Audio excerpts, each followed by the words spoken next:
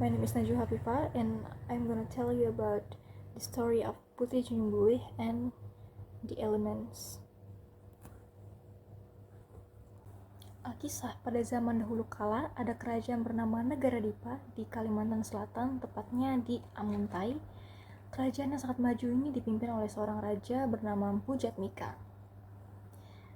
Mpu Jatmika ini memiliki dua putra bernama Mpu Mandastana dan Lambung Mangkurat. Kerajaan ini unik karena dua putra tersebut menjadi raja dan memimpin pemerintahan bersama-sama.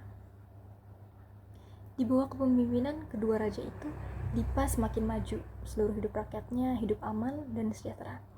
Namun masalahnya kedua raja ini belum memiliki penerus tahta. Istri mereka masing-masing belum juga hamil. Mpu Mandastana kemudian bertapa untuk meminta petunjuk. Dalam pertapaannya, dia mendapat petunjuk agar istrinya ini menyantap bunga kastuba.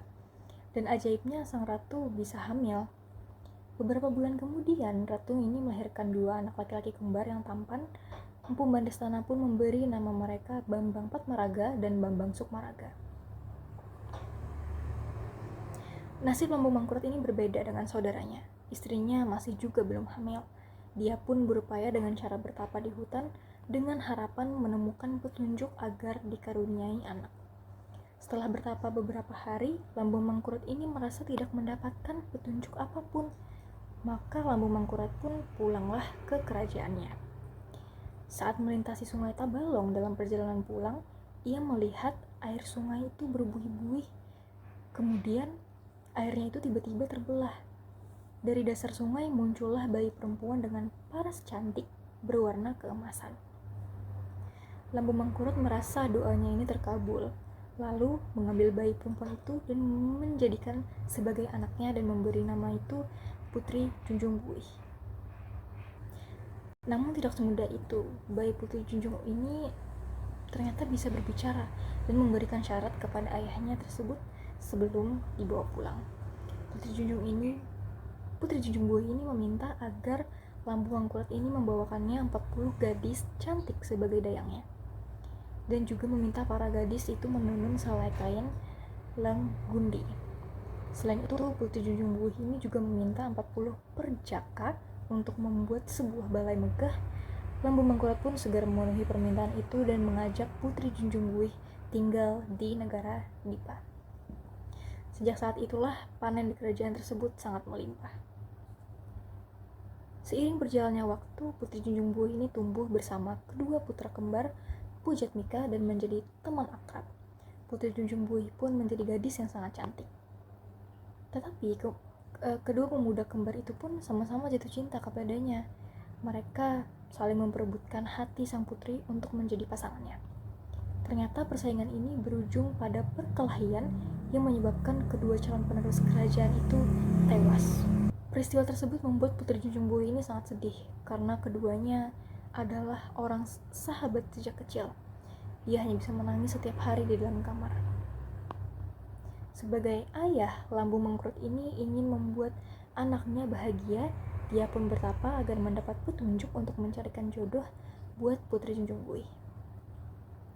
Dan Lambung Mangkurat ini mendapatkan petunjuk bahwa jodoh Putri Junjung Buih ini adalah pangeran dari seberang lautan, tepatnya dari kerajaan Majapahit. Lambung Mangkurat ini lantas menyuruh utusan untuk pergi ke kerajaan Majapahit. Namun, Maharaja Patih Majapahit masih agak ragu menjodohkan putranya nih, yang bernama Raden Suryatana. Sebab anaknya ini tuh tidak memiliki tangan dan kaki yang sempurna seperti manusia pada umumnya. Sementara Putri Junjung Buih ini kan terkenal sangat cantik gitu. Nah, karena utusan Lambung Mangkurat ini tetap bersikeras, Maharaja Patih Majapahit ini melepaskan kepergian anaknya ke negara Dipa. Putri Junjung Buih pun dari rumah tidak berhenti berdoa. Doanya adalah, jika pangeran itu adalah jodohku, maka ia akan datang di negara Dipa dengan selamat. Namun amuninya lain jodohku, maka pangeran tersebut akan tewas ditelan ombak. Ternyata utusan Lambung Mangkurat itu membawa sang pangeran dengan selamat sampai negara Dipa. Meski calon suaminya tidak sempurna secara fisik, Putri Junjung Buih ini tetap menerima apa adanya dan mereka dianugerahi banyak anak laki-laki yang kelak akan menjadi raja-raja besar. Okay, so I will explain the elements of this story. The number one is theme. The story is about faith, destiny, and passion. It shows that good things happen to people who believe and pray sincerely. And number two is plot. Beginning, Empu Jatmika rules Negara Dipa with his two sons, Empu Mandastana and Lambung Mangkurat. In the middle, Empu Mandastana gets twin sons after praying, and Lambung Mangkurat finds a magical baby girl from the river called Putri Junjungbui. And the problem, the twin brothers fall in love with Putri Junjungbui and fight until both die.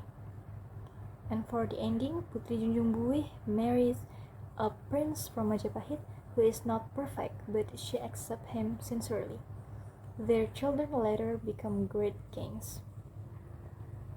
And the third setting, place Negara Dipa, South Kalimantan, Amuntai, and Majapahit in Java. And the time long ago, in the time of ancient kingdoms. Number four, the characters. Empu Jatmika, king of Negara Dipa. Empu Mandastana, his older son. Lambung Mangkurat, his younger son. Putri Junjungbui, a beautiful princess born from river foam. Bambang Patmaraga and Bambang Sukmaraga, twin sons of Empu Mandastana. Raden Suryatana, prince from Majapahit who married Putri Junjungbui. Number five is point of view. The story is told by an all-knowing narrator who tells what happens to every character. And the POV, I think it's third POV. And the sixth, style and tone. Style is simple and full of magic, and the tone calm, respectful, and full of moral lessons. And the seventh, conflict. The twin brothers fight over Putri Junjungbui, and Putri Junjungbui is sad after losing them. Lambung Mangkurat struggles to find her a good husband. And the eighth, symbolism and imagery.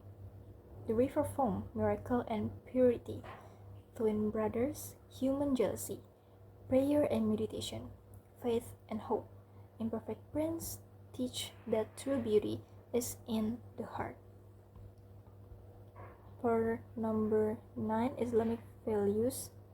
Believing in God's plan, praying and being patient, accepting others sincerely, being grateful for all blessings. Maybe that's all from me. Thank you.